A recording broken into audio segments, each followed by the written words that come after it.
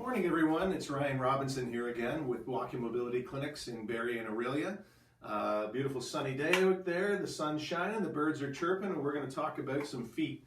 Today's episode we're going to be talking about Achilles Tendinopathy. You'll notice that I didn't call it Achilles tendonitis. We used to call it tendonitis, but now some of the latest research is telling us that there's actually not any inflammation in that area. Although it may look swollen, the tendon itself is not, and that's what itis tends to mean. What is happening in that area, though, is some damage, and that damage causes sort of a chemical soup of material to get into that area. It actually even changes the nature of the fibers themselves in that tendon. So we're learning a lot about this particular condition. It can be one of the main problems with Achilles tendinopathy is that because the area is so what we call undervascularized, there isn't a lot of blood flow going to that area, it can be really tough to get it to heal. There's lots of athletes whose careers have been cut short because of Achilles tendon issues.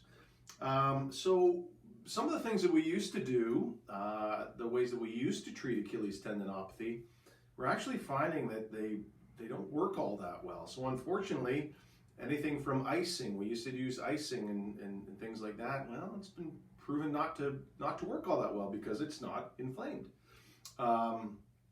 We used to put people in real severe cases, we put them in walking boots. Even that hasn't been proven to be all that successful. Rest, even full rest wasn't all that helpful in these cases as well. So what are the things that you can do to help yourself at home get through this? Well, some patients, although the evidence isn't great on this either, some patients do find that creating a little bit of a heel wedge to elevate the heel, reducing the pull on that Achilles tendon can be helpful. I'm going to show you a video following this one where we'll make a little bit of a heel wedge there to try putting that in.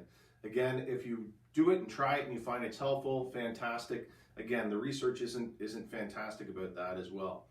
One of the things that has been proven to be helpful is what we call Achilles tendon eccentric loading.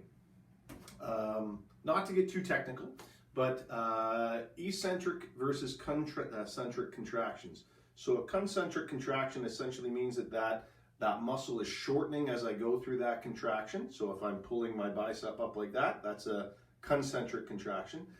This is an eccentric contraction. I'm still contracting that biceps muscle, but it's elongating while I'm doing so. So it's getting longer.